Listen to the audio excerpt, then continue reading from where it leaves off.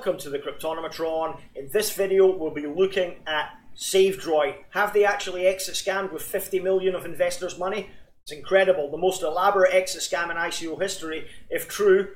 But if this is your first time here and you want to know about ICOs, blockchain, Bitcoin, cryptocurrency, and other related stuff, then click on that subscribe button, click on that bell icon, and you'll get notified as soon as I go live or when I upload new content. Thanks for doing that, guys. Let's take a look at what's happened with Savedroid. So the first thing that people have noticed is this image behind me is from the Savedroid website. It's replaced the content, the dashboard. You could log in and view how many tokens you had, and now it's just replaced with a single image, which raises the question: has the ICO actually been hacked, or have they exit scammed? Now, on Telegram, all their admins on the Telegram group have disappeared. There's nobody monitoring it anymore, which is worrying. The Telegram group is an absolute bun fight. I wouldn't even bother going to visit it. The scammers all over the place. Real nest of vipers there. So next thing that happened was Yasin Hanker, who's the CEO and founder of Savedroid, posted this tweet on his Twitter feed, and it says basically, "Thanks guys, over and out," with the hashtag Savedroid ICO, and it shows him getting on a flight at an airport and with a beer on a beach, I believe in Egypt somewhere. Somebody identified it. So yeah, that didn't look good, and again adding fuel to the fire. So have they been hacked or have they exit scammed? Well, it's looking increasingly like they have exit scammed because of the evidence that I've already provided. Now, it's unusual because the project was legit. This guy, Yasin, the CEO, has appeared at many fintech conferences. He's well known in the fintech community. It's a German ICO. It was run under German law. The assets from the ICO that were collected from investors are in escrow with a German legal firm as well. So again, it's very hard to believe that somebody with his face so prominent on social media and a guy that's so well known would just up sticks and off with people's money. But again, the temptation to steal money might have been too great. The firm was legit. They've got offices in Germany, and somebody's visited the offices in this YouTube video, link above. And apparently the offices are empty at the current time. So it's really confusing to see what's going on. If the guy has run off with people's money, his face is everywhere. Whether he's going to be brought to justice by the police in Germany or wherever he ends up, it remains to be seen. But you can bet your bottom dollar he's going to be on the run for the rest of his life. You can't steal that sort of money, even in crypto, and just think you can disappear off into the sunset with people's money. That's not reality. And people are there's going to be a lot of retribution from jilted investors, especially, that's going to follow him for the rest of his life. So I'm actually shocked. I didn't invest in this particular ICO. I did a review of it. The review video is up there. I gave it 3.5 stars out of 5.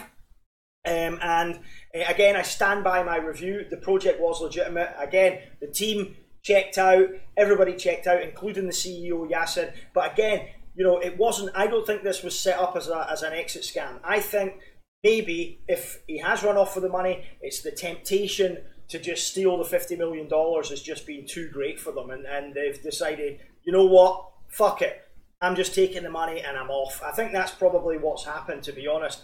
But again, you're going to be on the run for the rest of your life if you do that, until you face justice. Eventually it will catch up with you. Karma's a wonderful thing. It does come back to bite you. But anyway, I'm starting on a little bit of a rant there. Let's look at the Savedroid Twitter feed. And again, they were hiring. They posted on April the 16th, just a couple of days ago, looking for social media people to join the team. Again, there was a question and answer a few days ago last week. AMA with the CEO. The CEO was even at a conference, I think, about a week ago in Berlin. So his face is just everywhere. It's just ridiculous to think that he's ripped people off. But again, it's the temptation. You can't stop people stealing money. If people are going to do something like that, then you can't stop them. It doesn't matter what you do. And as I say, this is why you have to be responsible for your own actions. If you invested in this ICO and you've been scammed, then you've got to just take it on the chin and get on with it. That's cryptocurrency, folks. That's the space we're in. There's little or no regulations for these ICOs, and that in itself is a problem. And me, myself, talking about scams, I put a couple of $100 into a Rise Bank.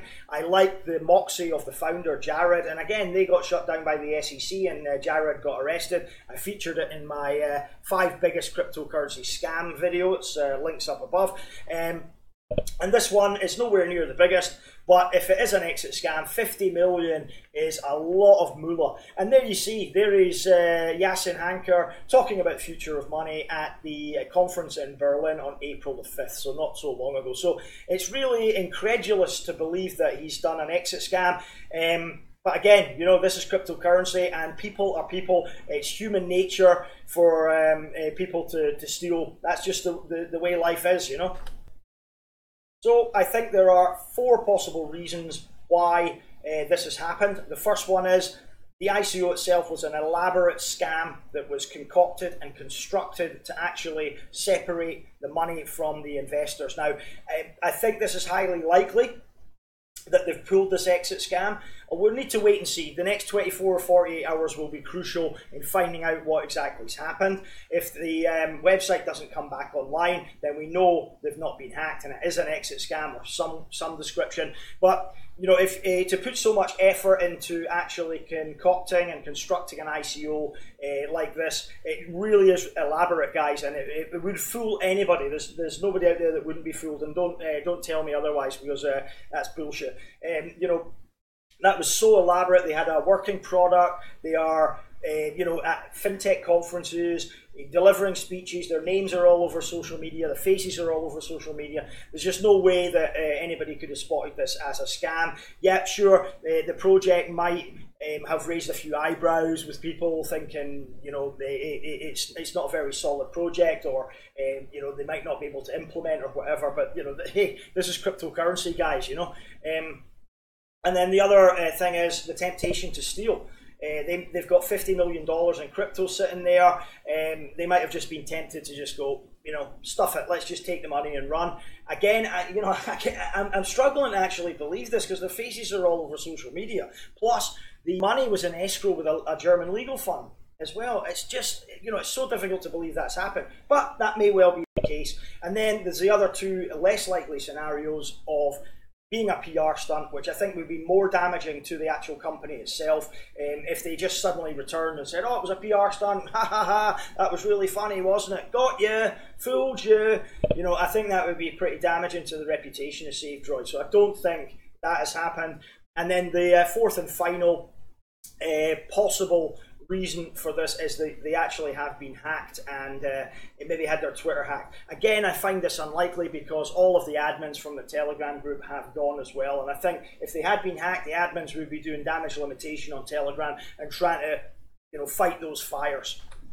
So just before I sign off on this video, you can see they were going to list the token on HitBTC, IDEX and Bancor. So all of those guys probably believed this project was legit and they weren't going to exit scam. They just announced a listing on Tidex exchange 2 days ago. So again, it's pretty stunning if it was an exit scam. But again, we'll find out in the next 24 to 48 hours. No point in jumping to conclusions at the moment, but it's not looking good, I have to say that.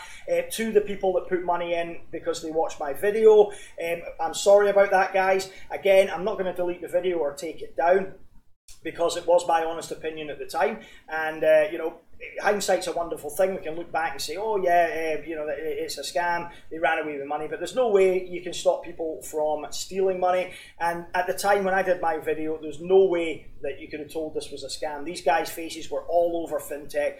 They're in Germany, they had a working product, they've got offices, it was a legit project, so there's no way you could have told. That's in my defense anyway, but I feel more for the people that have lost money. That's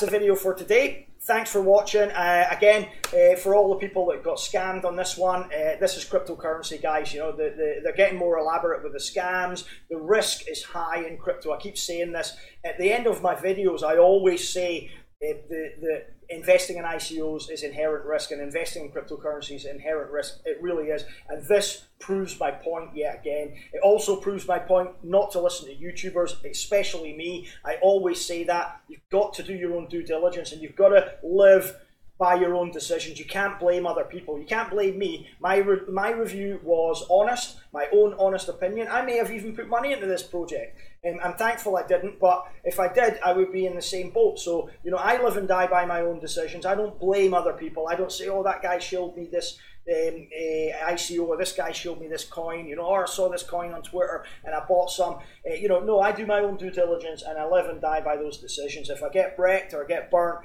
you know, I've got nobody to blame. So again, it goes back to what I was saying. Don't listen to YouTubers, guys. You know what I mean? We're all just as fallible as you. You know, we're not experts. Some of us try to profess we're experts, but we're not. Again, I look at projects and I tell you my honest opinion, and if it helps you make decisions, that's great. If it doesn't, well, you know, hopefully it's entertainment. So thanks for watching. Again, subscribe to the channel, like the video if you enjoyed it, and hopefully this guy will be caught, or there'll be some resolution to this in the next 24, 48 hours, but it's not looking good. And yeah, you know, now again, another problem is it's going to delegitimize the ICO sphere even more, which is bad for new investors, and it'll scare money away as well, which again will make it more difficult for these legitimate projects that are out there to raise crowdfunding through ICOs, and that's a shame, really. And it may even spark some regulations in Germany and Europe and the European Union coming into being that will prohibit people launching ICOs, and that's a great shame, because ICOs are a new way of crowdfunding, a new way of raising money, and they're an opportunity for small investors like myself, like yourself, to get involved in projects without the need for a middleman. You know, we can spend our cryptocurrency. They're a great opportunity, a lot of them. You know, scams like this, if indeed this is a scam, delegitimize the whole sphere and are detrimental to cryptocurrency in general. So anyway, that's my video. I'm waffling on now. Thanks for watching, and I'll see you later on today with another video.